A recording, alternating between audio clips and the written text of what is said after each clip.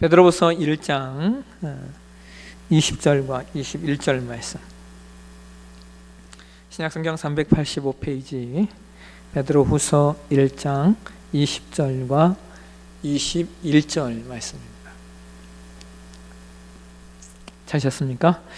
우리 같이 한 목소리로 같이 봉독하겠습니다. 먼저 알 것은 성경의 모든 예언은 사사로이 풀 것이 아니니 예언은 언제든지 사람의 뜻으로 낸 것이 아니요 오직 성령의 감동하심을 받은 사람들이 하나님께 받아 말한 것임이라. 아멘. 오늘 봉독한 말씀을 가지고 성경 계시 신앙이라고 하는 제목으로 오늘 말씀을 잠시 나누도록 하겠습니다. 예전에도 말씀을 드린 적이 있지만 우리가 종교를 구분할 때 종교를 고등 종교, 하등 종교로 이렇게 가장 크게 이제 구분을 합니다. 그래서 고등 종교는 경전을 가지고 있느냐, 그 다음에 그 신앙이 내세적이냐, 그리고 그 신앙이 도덕적이고 윤리적이냐 하는 것들이 고등 종교와 하등 종교를 구분하는 내용이 된다라고 말씀을 드렸습니다. 여기 내세적이다라고 하는 말은 이것은 상대적으로 현세적이지 않다라고 하는 겁니다. 그러니까 종교에 현세적인 내용이 없을 수는 없습니다. 그런데 하등 종교는 내세적인 내용이 전혀 없고 오로지 현세적인 내용만 있다라고 하는 것이죠. 그래서 하등 종교는 그 종교 그 자체가 너무나 현세적이기 때문에 당연히 기복주의로 갈 수밖에 없습니다. 왜냐하면 그들에게는 이 땅, 지금 이 현세가 전부이기 때문입니다. 현세가 전부이기 때문에 현세에서 어떻게 잘 먹고 잘 사느냐에 초점이 맞춰져 있기 때문에 하등 종교는 종교의 내용이 복이라는 내용으로 규결될 수밖에 없는 겁니다.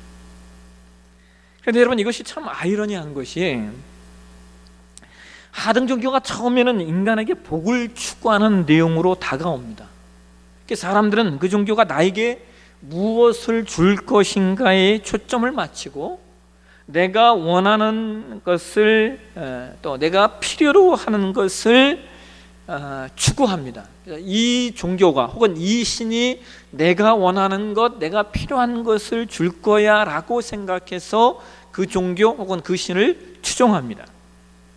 그런데 신기한 것은 나중에는 어떻게 되냐면 그 종교가 나에게 해를 주지 않으면 다행이다라고 하는 내용으로 반드시 가게 됩니다. 그러니까 여러분, 무속신앙을 하시는 분들을 잘 살펴보면 무속신앙을 하시는 대부분의 분들이 그런 무속신앙을 어떻게 찾아가냐면 이것이 나에게 무엇을 줄 것인가 라고 하는 내용으로 찾아갔다가 나중에 나올 때는 무엇을 갖고 나오냐면 이 종교가 혹은 이 신이 나에게 저주를 하지 말라고 치성을 드리는 내용으로 나오게 되어 있다라고 해요. 이게 하등 종교가 가진 종교성입니다. 처음에는 내가 이 종교를 이용해서 무엇을 해먹을까? 제가 적나라하게 이야기하면 이렇게 찾아갔는데 나중에는 이 종교가 나를 얽매여서 내가 너에게 저주하지 않을 테니까 너는 나에게 치성을 드려라고 하는 내용으로 간다라고 하는 거예요. 이것이 무속 종교가 가지고 있는 무서운 점입니다. 그래서 하등 종교는 처음에는 그 주도권이 나에게 있어요. 왜냐하면 내가 믿어주어야 하니까. 그런데 나중에는 주도권이 나에게 있지 않습니다. 내가 안 믿으면 저주를 받으니까. 축복과 저주는 전혀 다른 내용입니다.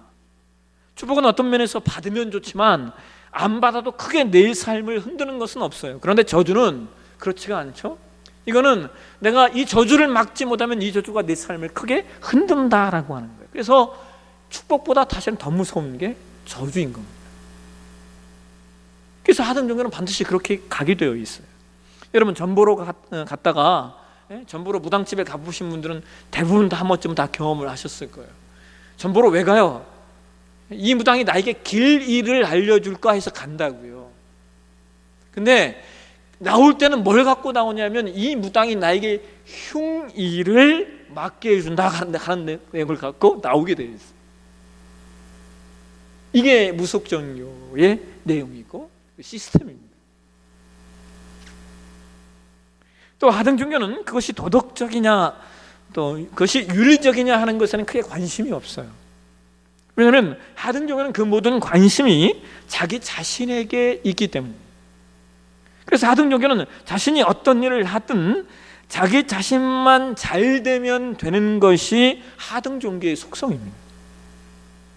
그렇기 때문에 대단히 이기적일 수밖에 없는 것이죠. 도덕과 윤리를 벗어난다고 해도 그것이 내가 잘 되는 일이라면 해야 한다고 말하는 것이 하등종교가 가지고 있는 속성입니다. 그러니 도덕과 윤리적일 수가 없는 거죠. 그래서 여러분 우리가 그러면 이제 우리를 돌아볼 때 우리 기독교회, 우리 개신교회가 대단히 축복을 강조하는 기복신앙이 되고 동시에 우리 기독교 개신교회가 우리만 생각하는 이기적인 신앙이 된다라고 하는 것은 어쩌면 우리 신앙이 지금 무엇으로 가고 있다라고 하는 거예요. 하등종교로 가고 있는 것인지도 모릅니다. 그래서 이것이 우리가 고민해 봐야 될 내용입니다. 그런 의미에서 지금 코로나19 상황은 우리가 우리를 돌아볼 수 있는 아주 좋은 기회예요. 여러분 최근에 코로나19로 인해서 여러 가지 이야기들이 이제 나오고 있는데 여러분이 아마 매스컴을 통해 한번 보셨는지 모르겠지만 천안에 있는 한 교회가 한 교회 목사님이 그 교회 앞에다 글을 썼다고 하잖아요. 그 글의 내용이 이런 거였어요. 예배드리면 죽인다고 칼이 들어올 때 목숨을 걸고 예배를 드리는 것이 신앙입니다. 여러분 얼마나 결사각오적입니까? 예배드리면 죽인다고 칼이 들어올 때 목숨을 걸고 예배를 드리는 것이 신앙입니다. 그러나 예배 모임이 칼이 돼요. 이웃의 목숨을 위태롭게 한다면 모이지 않는 것이 신앙입니다. 그렇죠 여러분? 누가 우리가 예배드린다 해서 죽인다고 하면 우리는 그 칼을 무릅쓰고 우리는 예배드리는 게 신앙이에요. 그런데 우리가 모이는 이 예배가 누군가에게 칼이 된다면 누군가를 괴롭게 한다라고 하게 되어지면 그걸 모이지 않는 게 신앙이다라고 하는 것이죠. 저는 그 글에 동감해요. 왜냐하면 교회는 지역사회의 한 일원이지 별개의 집단이 아니기 때문에 그 지역사회 안에 우리 교회가 존재하는 거예요. 오늘날 우리가 세상 속에서 구별된 하나님의 백성은 어떻게 살아갈 것인가에 대한 내용이 대단히 중요한 것이지, 그러나 그렇다고 해서 내가 세상을 등한시 여기면 안 된다라고 하는 것이죠. 예? 내가 세상을 등한시 여기면서 세상을 생각하지 않고 산다면 어떻게 우리가 세상을 변화시키고 또 어떻게 복음 전도를 하겠습니까? 그래서 우리가 이 부분을 우리가 놓치지 않아야 됩니다. 그 다음에 또 하나 고등종교와 하등종교의 차이점이 경전이 있느냐 없느냐 하는 것이죠. 오늘 제가 나누려고 하는 말씀의 내용의 핵심적인 부분이 이 부분이 있는데요, 하등종교는 경전이 필요 없습니다. 우리가 하등종교 그러면 보통 그렇게 얘기하죠. 샤머니즘, 애니미즘, 토테미즘 이런 것들을 우리가 하등종교라고 이야기를 하는데, 하등종교의 샤머니즘이라고 하는 것은 이 샤먼 혹은 샤만이라고도 칭하는 이 샤만이 뭐냐면 신과 인간 사이의 매개자입니다. 그러니까 신이 그 샤먼에게 능력을 주어서 그 신을 통해, 그 샤먼을 통해서 인간이 신하고 소통을 한다라고 하는 거예요. 그래서 그 매개자인 샤먼이 신적 능력을 받아서 뭔가를 행하기 때문에 하등종교에는 그 경전이 필요 없는 거예요. 그 샤먼이 경전을 능가하는 역할을 하기 때문입니다. 경전이 필요 없어요.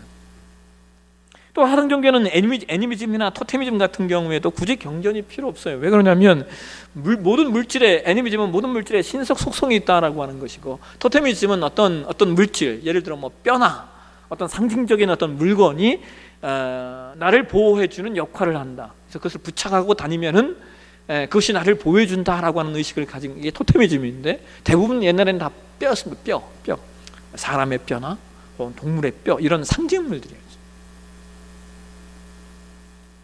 그러니까 여러분, 그런 면에서 우리가, 여러분, 만약 십자가를 우리가 어떤 그런 것으로 여기며 우리가 몸에 부착하고 다닌다라고 하면, 그 십자가 그 자체가 나를 보호한다라고 생각하면 그것도 뭐가 되는 겁니까? 하나님이 나를 보호하시는 것이 아니라 십자가 그 자체가 나를 보호한다라고 하면 그것도 뭐가 될 수 있어요? 토테미즘이 될 수가 있는 거죠. 그 무당집에 가면 부적을 써주잖아요. 그게 다 토테미즘입니다. 그게 어떤 신적 능력을 발휘 위해서 나를 지켜준다라고 얘기하는 것이 다 토테미즘의 한 내용입니다. 그래서 그런 형태의 것들은 글로 된 경전이 필요가 없는 겁니다. 글이 있어야 될 이유가 없죠. 여러분, 예전에 제가 그 라브랑사라고 하는 그 라마 불교의, 그러니까 세계 이제 라마 불교의 가장 큰 그 사찰이 3대 사찰에 있는데, 그 중에 하나가 라브랑사예요. 중국에 있거든요. 근데 그 라브랑사를 제가 방문했을 때, 이 사람들이 기도를 해요. 기도를 하는데 어떻게 기도를 하는 줄 아십니까? 그 이상한 원통 같은 걸 돌리면서 기도를 해요. 근데 그 기도를 이렇게 돌리는 게 기도래요. 아니, 그럼 저게 무슨 기도냐 했더니 뭐라고 얘기하냐면, 그 사람들이 글을 몰라서 그 통이 기도문이래요. 그러니까 그걸 돌리면 그게 기도가 된다는 거예요. 네? 글을 읽지 못하니까. 네? 아니, 근데 기도는 내가 그냥 하면 되는 거잖아요. 근데 글을 읽지 모르고 또 기도를 할 줄 모르기 때문에 그걸 그냥 돌려라. 그러니까 뭐가 된 거예요? 이거 완전히 부적신앙이 된 거예요. 라마 불교가. 그러니까 그들에게는 경전이 필요가 없는 겁니다. 그래서 근데 고등 종교는 반드시 경전이 있죠. 경전이 없는 종교는 고등 종교라고 말할 수가 없어요. 물론 경전이 있다 하더라도 그 신앙의 내용은 하등 종교로 갈 수 있습니다. 뭐처럼 말입니까? 인도의 힌두교처럼 말입니다. 인도의 힌두교는 경전이 분명히 있어요. 그런데 그들의 종교 형태는 대단히 무속 종교와 흡사합니다. 왜냐하면 그들 안에 샤머니즘과 애니미즘과 토테미즘의 내용이 모두 들어있고, 실제로 그들이 그것을 먼저 추구하기 때문입니다.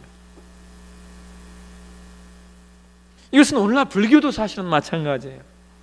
전에도 말씀드렸지, 불교에는 불교 사찰에는 3가지 전이 있다고 했잖아요. 대웅전과 명부전과 그다음에 삼성각이 있다라고 말씀드렸죠. 대웅전은 뭐 불교로 얘기하면 예불을 드리고, 우리로 시하면 예배를 드리는, 예불을 드리는 곳이고, 명부전은 죽은 사람의 명패를 이렇게 모시는, 이제 거기 명부전이고, 삼성각은 뭡니까? 여러 잡신들을 모시는, 여러 신들을 모시는, 이곳에는 삼신함에도 있습니다. 근데 여러분, 사람들이 가장 많이 오는 것이 어디라고요? 삼성각이라는 게 삼성각. 그러니까 정통 불교를 한 사람들은 이거 정말 위치고 팔짝 뛰는 겁니다. 왜 불교가 이렇게 되었냐라고 하는 것이죠. 그 재미있는 일화 중에 강남에 가면 능인선원이라고 하는 절이 있어요. 아주 유명한, 불교에서는 대단히 유명한 절입니다. 그 절을 세우신 스님이 지금은 그 절에서 이렇게 떠났어요. 왜냐하면 이분이 그 학력을 사칭했어요. 이분이 이렇게 드러났어요. 이분이 서울대 출신이 아닌데 자기가 서울대 출신이다라고 얘기해서 나중에 이렇게 드러나서 결국 이제 그 절을 떠났는데, 어쨌든 그분이 그 절을 세울 때 어디를 이제 벤치마킹을 했냐면 사랑의 교회를 벤치마킹을 했어요. 오카나 목사님 계실 때, 목회하실 때 사랑의 교회가 제자 훈련을 해서 교회가 건강하고 아주 막 이렇게 성장하고 하는 것들을 보면서 이 스님이 그걸 보고 뭘 만드냐면 불교 제자 학교를 만들었습니다. 진짜로. 불교 제자 학교를 이분이 운영하기 시작했고, 우리 여름성애 학교 하는 것처럼 여름 불교 학교 뭐 이런 것들, 불교 교리반 뭐 이런 것들을 운영을 했습니다. 그래서 능인 선원이 정말 불교에서 갑자기 성장을 했고, 또 이 강남이라고 하는 그게 있잖아요. 그러니까 강남에 이 조금 그 어떤 나름 공부했다라고 하는 사람들의 욕구를 막 충족을 시켜준 거예요. 그래서 능인선이 엄청 커졌어요.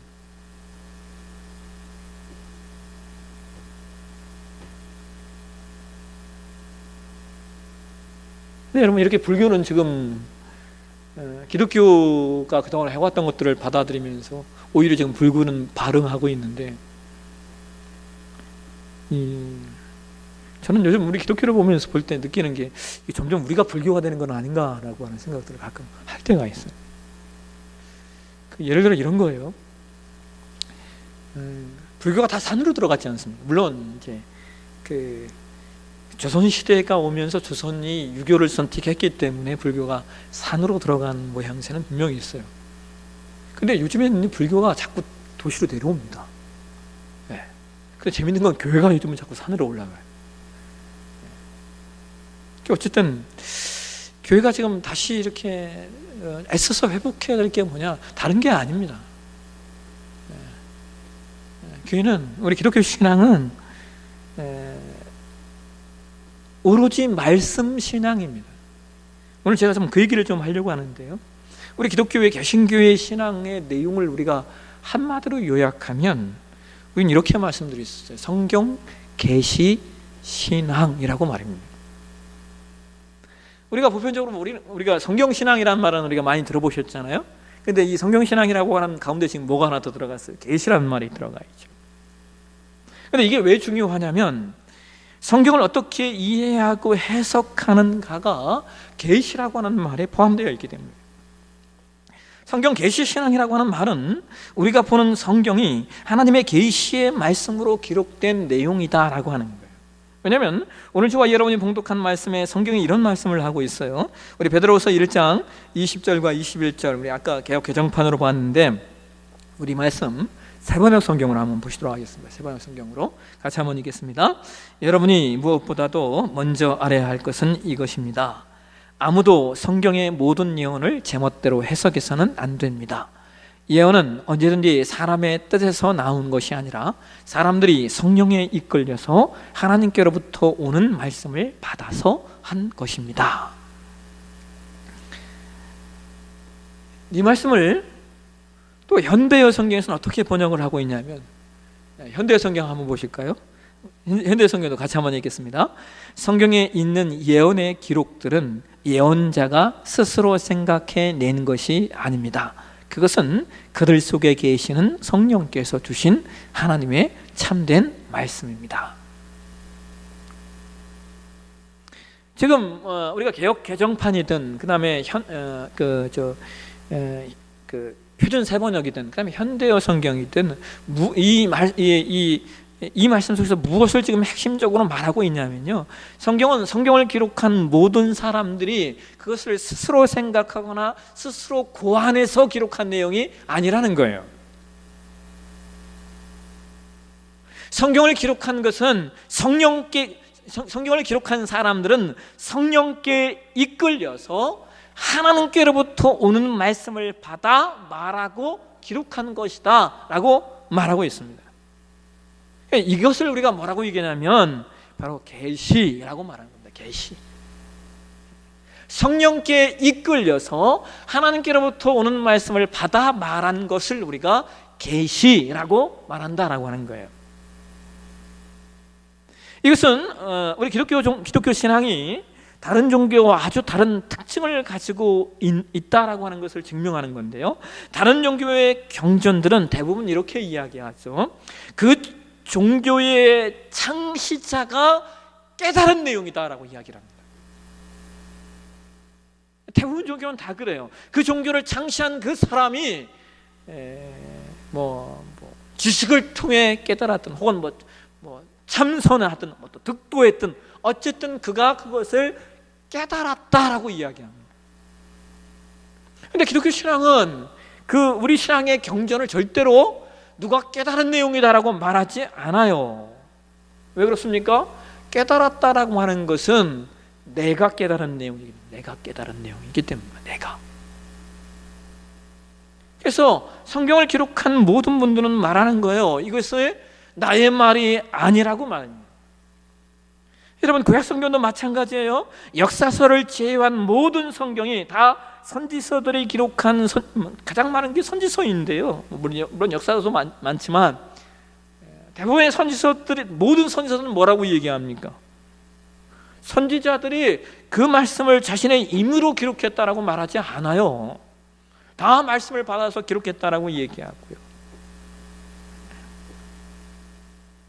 또 역사서도 마찬가지입니다. 여러분, 모세오경을 보세요. 하나님이 말씀하셨다, 하나님이 말씀하셨다라고 기록을 하고 있다고요.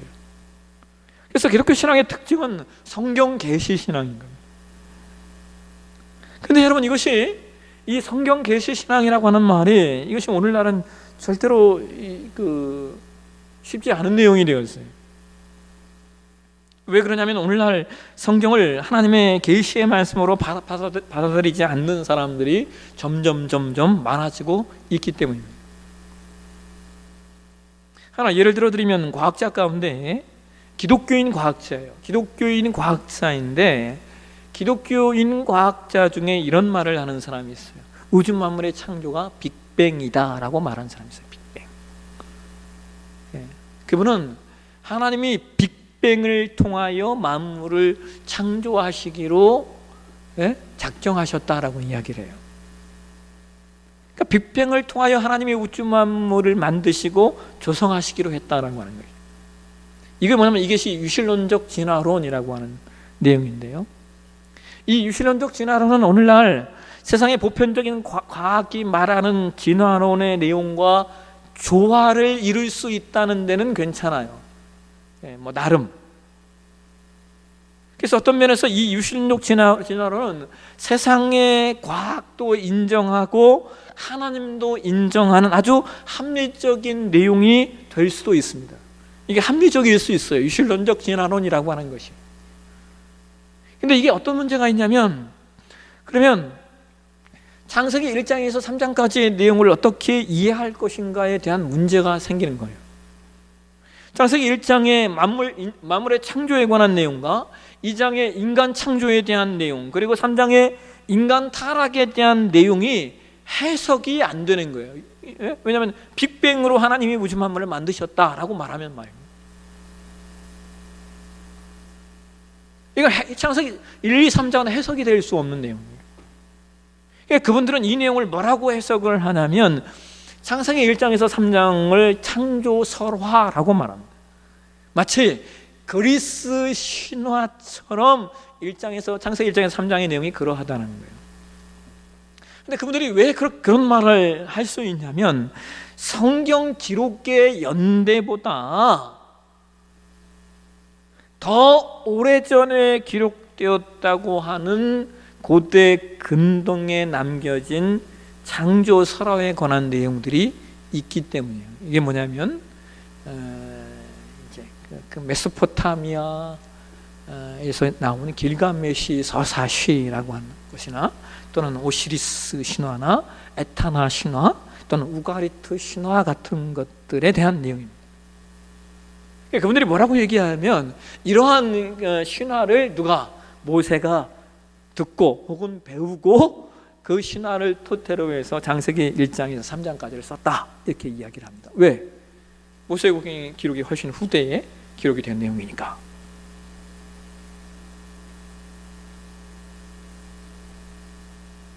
근데 여러분, 문제는 이러한 내용이 누가 누구의 것을 베꼈느냐는 모르는 거예요. 이게 이해되십니까? 누가 누구의 것을 베꼈냐, 이건 모르는 거라는 거예요. 왜냐하면 단순히 모세가 나중에 기록했기 때문에 모세가 길가메시 서사시를 베낀 것이 아니라 길가메시 서사시가 그 이전에 누군가에게 창조에 대한 내용을 전해 듣고 그 내용을 기록으로 혹은 조각으로 남겼을 수 있는 겁니다. 예를 들어 창세기 6장에 노아의 홍수에 대한 사건이 나오잖아요. 사람들은 이것을 고대 홍수 설화라고 얘기합니다. 그러니까 성경을 하나님의 말씀으로 믿지 않는 분들은 그냥 거기다 다 설화라는 내용을 붙이는 거예요. 그래서 고대 홍수 설화라고 말하는데, 재미있는 것은 이 사건에 대한 고대 기록이 되게 많다는 거예요.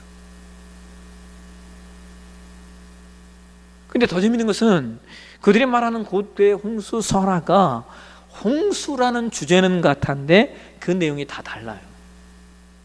대부분의 학자들은 성경 기록이 단순히 메소포타미아 그 어떤 설화를 변형시킨 것이 아니라 같은 이야기의 다른 형태 중 하나라고 말합니다. 그래서 이 내용 속에서 우리가 기억해야 될 것은, 이것은 오히려 대홍수가 있었다라는 사실을 확증해주고 있다라고 하는 것이고, 그리고 그들도 누군가에게 전해 들은 사실을 기록한 것만은 사실이라는 거예요. 그렇지 않겠습니까? 누군가에게 전해 들었기 때문에 주제는 같은데 내용이 다를 수 있는 겁니다. 그래서 여기서 중요한 건 이겁니다. 성경을 하나님의 계시의 말씀으로 해석하느냐, 성경을 하나님의 계시의 말씀으로 해석하지 않느냐 하는 것이 결국 우리 신앙의 최초의 출발점이 된다라고 하는 거예요. 그리고 이것이 결국 신학의 구분점이 돼요. 성경을 계시된 하나님의 말씀으로 볼 것인가, 아니면 그냥 다른 종교처럼 사람이 깨달은 내용으로 볼 것인가 하는 것에서 신앙과 신학의 출발점이 달라진다라는 겁니다. 그리고 동시에 이것은 하나님에 대한 관점도 달라집니다. 성경을 계시된 하나님의 말씀으로 믿는 사람은 성경이 말하는 하나님을 우리가 믿는 하나님으로 믿는 거예요. 그런데 성경을 계시된 하나님의 말씀으로 믿지 않는 사람은 하나님을 성경이 말하는 하나님으로는 믿지 않는 겁니다. 왜요? 그들에게 성경이 계시된 하나님의 말씀이 아닐 수 있으니까. 그리고 동시에 이것은 성경을 어떻게 해석할 것인가에도 엄청난 영향력을 미쳐요. 성경을 하나님의 계시된 말씀으로 믿고 믿지 않고 해석을 하면 어떤 문제가 생기냐면, 그냥 성경은 이스라엘의 역사나 혹은 그냥 하나님은 이스라엘의 하나님이 되는 거예요. 그래서 이스라엘 백성들처럼 성경을 구약만 받거나, 이스라엘은 구약만 성경으로 받고 있죠. 혹은 어떤 사람들처럼 내가 원하는 부분만 성경으로 인정하는 거예요. 누구처럼요? 그 슈바이처 박사처럼, 성경에 기록된 기적에 관한 내용들은 다 제거하고 이성으로 이해할 수 있는 내용만 성경으로 받는 그런 경우들이 생긴다라고 하는 거예요. 이 내용이 여러분 기독교 바깥에서만 있는 내용이 아니에요. 이게 여러분, 이게 아주 훌륭한 신학자도 이런 얘기를 하셨어요. 이게 제가 무슨 얘기를 하려고 하냐면, 인간의 행위를 강조하는 사람은요, 야고보서를 중요하게 받습니다. 근데 반면에 하나님의 은혜를 강조하는 사람은요, 야고보서를 중요하게 받지 않아요. 실제로 종교개혁가였던 마틴 루터가 뭐라고 얘기하냐면요, 야고보서를 지푸라기 서신이라고 말합니다. 그러니까 여러분, 복음신앙 안에서 또 이런 우를 범하는데, 여러분 복음신앙이 아닌 사람들은 어떠하겠습니까? 이것은 성경을 이해하고 해석하는 데 있어서 엄청난 차이점들을 가지고 오는 겁니다. 실제로 기독교 안에도 WCC라고 하는 그 세계교회 협의회라고 하는 종교 다원주의를 찬동하는 사람들이 있습니다. 또 오늘날 성혁명이라고 일컫는 동성애를 찬동하는 분들이 기독교 안에도 있는 거예요. 그런데 결국 이 차이점이 어디에서 시작되냐면, 성경을 어떻게 이해하고 해석할 것인가에서 시작이 됩니다. 예를 들어 성경을 계시된 하나님의 말씀으로 보는 사람들은 신구약 성경 전체를 통해 계시된 내용인 하나님의 사랑과 하나님의 공의를 함께 강조해야 됩니다. 하나님의 사랑과 하나님의 공의를 함께 강조한다라고 하는 거예요. 그런데 그렇지 않으신 분들은 어느 하나만 강조하게 돼 있어요. 하나님의 사랑만 강조하든지 아니면 하나님의 공의만 강조하든지. 그러니까 재밌는 건 이런 겁니다. 기독교 안에서 동성애를 찬동하시는 분들이 반드시 들고 나오는 내용이 뭔지 아십니까? 하나님은 사랑이시냐 라는 내용입니다. 그분들은 반드시 하나님은 사랑이십니다 라는 내용을 들고 나오면서 뭐라고 얘기해요? 그러니까 동성애자들도 사랑해야 된다라고 이야기를 합니다. 그리고 동성애자들이 행하는 그 일들을 죄라고 말해선 안 된다라고 이야기를 해요. 왜? 하나님은 사랑이시니까. 재밌는 건요, 그들이 그 얘기를 하면서 누구를 공격하는 줄 아십니까? 동성애가 죄라고 말하는 사람들을 공격해요. 왜 니들은 죄라고 말하냐고. 하나님은 사랑이신데 사랑을 얘기해야지 왜 너희들은 이 동성애자, 약자들을, 소수자들을 죄인이라고 말하냐는 거예요. 그러면서 그들을, 그렇게 말하는 자들을 공격을 합니다. 저는 이게 좀 이해가 안 돼요. 하나님은 사랑이시라 그 동성애자들을 수용하고 받아들여야 한다고 그 사랑의 잣대를 대시는 분들이 반면에 동성애를 반대하시는 분들에게는 아주 엄격한 공의의 잣대를 대고 있다는 거예요. 이게 저는 이해가 안 가요. 논리적으로도 맞지 않잖아요. 동성애자들도 사랑하면 다른 사람도 사랑해야죠.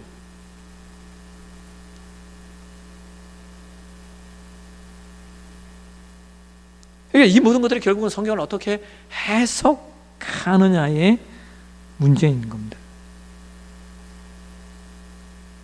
근데 문제는 이런 거예요. 사랑과 공의는 기준이 없으면 언제든 상황과 필요에 따라서 그 기준이, 그 적용이 달라진다라고 하는 겁니다.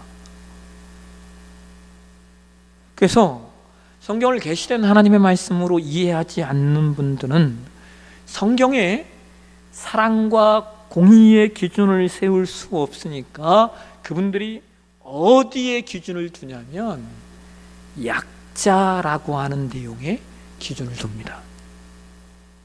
그래서 오늘날 기독교 안에 동성애를 찬동하는 분들이 나오는 것이고, 반대로 그것을 반대하는 사람들은 약자를 핍박하는 존재들이 되기 때문에 그것을 악으로 보는 겁니다.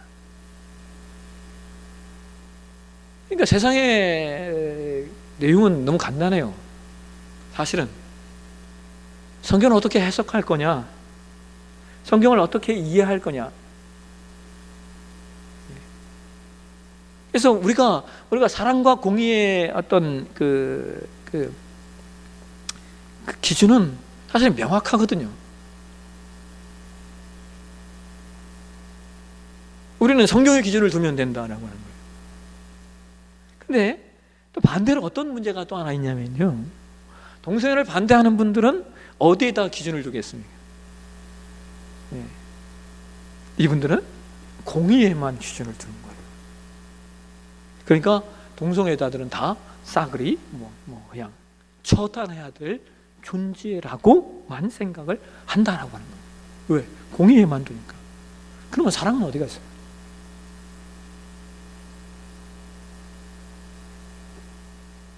그래서 이 부분이 절대로 쉬운 내용이 아니에요.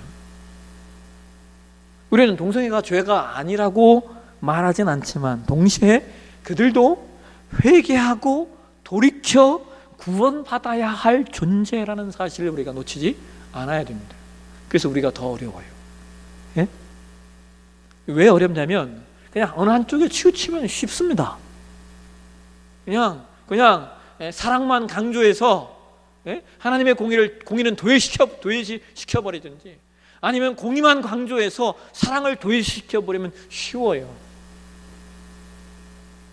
근데 성경은 분명히 이 두 가지를 다 얘기하고 있다. 하나님의 사랑과 하나님의 공의를 다 얘기하고 있다라고 하는 거예요. 어쨌든 이 모든 것들이 결국 성경을 어떻게 이해할 것인가에서 출발을 해요. 똑같이 성경을 읽고 똑같이 성경을 해석하지만 성경을 하나님의 말씀으로 읽고 성경을 하나님의 말씀으로 해석하는 것과 성경을 하나님의 말씀으로 읽고 성경을 하나님의 말씀으로 해석하지 않는 것에는 엄청난 차이점이 있는 겁니다. 교리적이며 교회적이며 신앙적인 엄청난 차이를 가지고 오게 되어 있습니다. 그래서 오늘 우리가 믿고 계승하는 신앙의 내용은 뭐냐? 이 성경 계시 신앙이다라고 하는 겁니다. 근데 여러분, 우리가 좀 잘 이 시대를 좀 하나 보셔야 될 내용이 뭐냐면,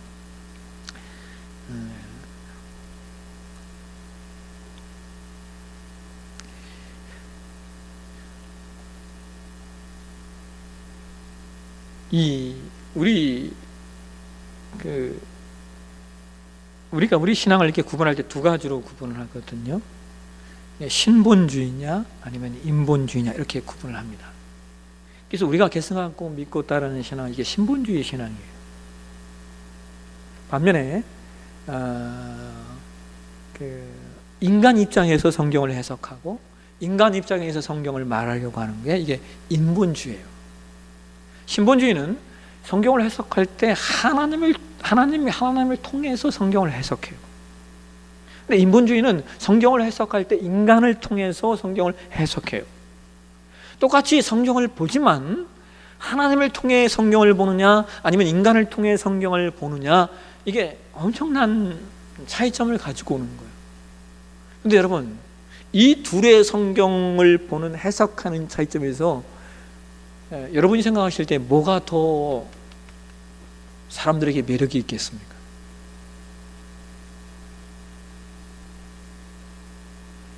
인본주의입니다. 왜? 우리가 인간이니까. 우리가 인간이기 때문에 인본주의 입장에서 성경을 해석해 주는 것이 더 매력적이고 또 우리 피부에 더 와닿습니다. 반면에 하나님 신본주의 입장에서 성경을 해석하면 이게 뭐랄까요? 인간적이지 않은 느낌을 인간은 받아요. 늘 사람들이 뭘 얘기하는 거예요? 뭐 얘기하면 하나님 중심의 이야기하면 그럼 인간은 뭐냐? 라고 나오는 겁니다. 분명한 건 이거예요.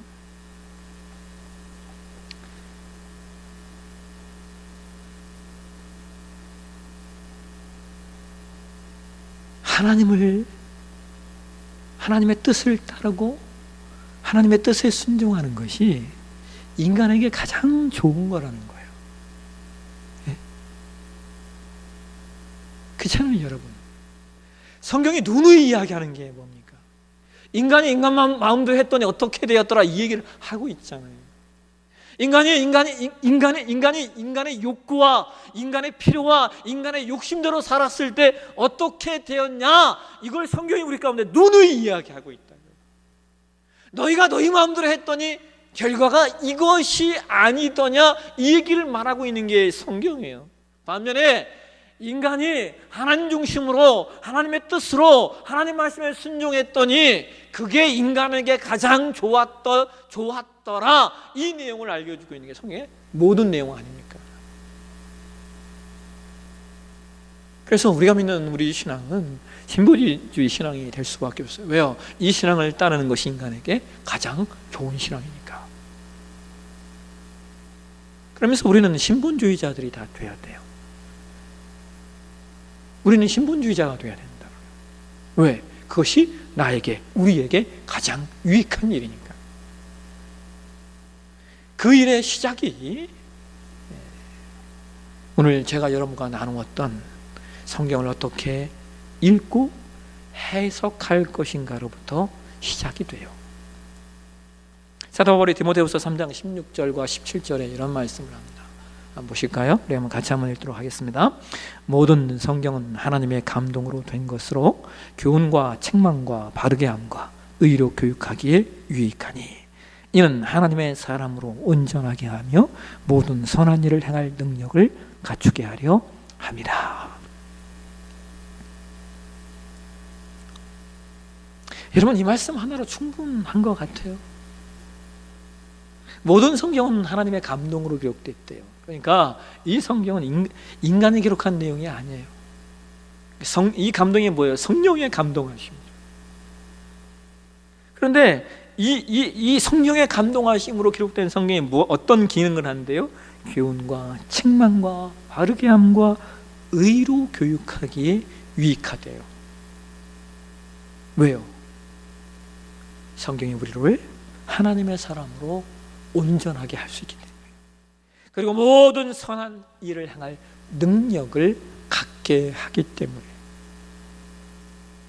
그래서 하나님의 감동으로 기록된 하나님의 말씀이 우리를 교훈하고 책망하고 바르게 하고 의로 교육하기에 부족함이 없다는 사실을 기억하시면서 우리는 성경을 통하여 온전하고 선한 일을 행하는 데 부족함이 없는 하나님의 사람으로 세워지는 것이 우리가 나아갈 길이고, 이것이 우리 신앙의 방법이고 내용이고 이유가 된다는 사실을 놓치지 않는 것, 이것이 저와 여러분의 신앙이 되시길 주의 이름으로 축원합니다. 기도하겠습니다. 하나님, 오늘은 성경 계시 신앙에 대해서 우리가 말씀을 배웠습니다. 하나님, 우리가 추구하고 또 우리가 만들어가고 우리가 세워가야 될 우리의 신앙이 무엇인지 놓치지 않게 하시고, 하나님의 도우심과 인도하심을 통하여서 우리 모두 함께 온전히 세워진 데 부족함이 없도록 인도해 주옵소서. 거룩하신 예수님의 이름으로 기도합니다. 아멘. 제가 아까 우리 용봉초에 우리 송종화 집사님만 있다고 했는데 김민석 성도님도 있어요. 용봉초에 두 분이나 있어요. 이거 어떡하죠? 여튼 여러분들을 위해서 내일 아마 코로나 검사 받는 것 같은데 내일 잘 지나갈 수 있도록 함께 또 기도해 주시면 좋겠습니다.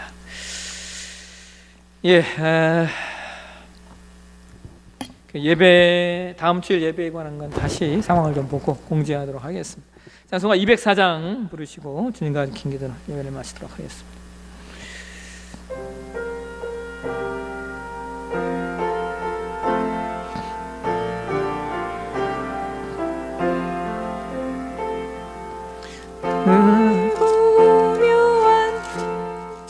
찬송가 200장입니다. 200장. 죄송해요. 200장입니다.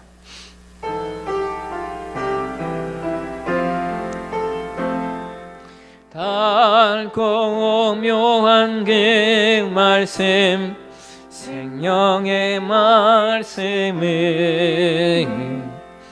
귀한 그 말씀, 진실로 생명의 말씀이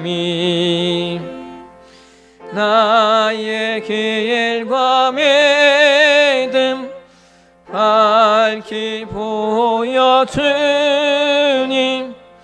아름답고 귀한 말씀, 생명샘이로다. 아름답고 귀한 말씀, 생명샘이로다. 3절입니다. 널리 울리어 퍼지는 생명의 말씀은 마음의 용서와 평안을 고로 주나니, 다만 예수 말씀 듣고 복을 받네. 아름답고 귀한 말씀, 생명샘이로다. 아름답고 귀한 말씀, 생명샘이로다.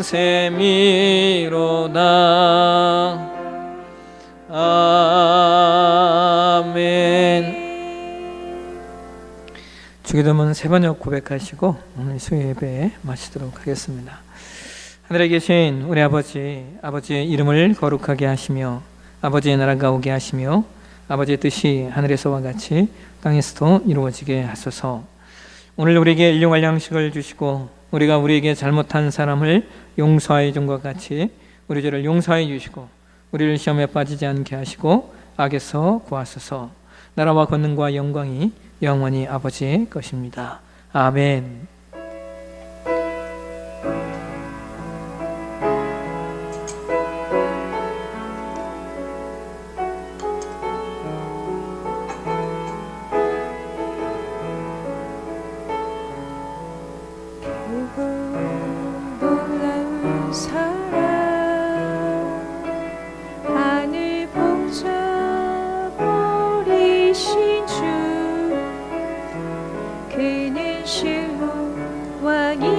왕이셨지만 영광 버리고 이 땅에 오셨네. 자기 몸을 비워 종의 모습을 갖추시고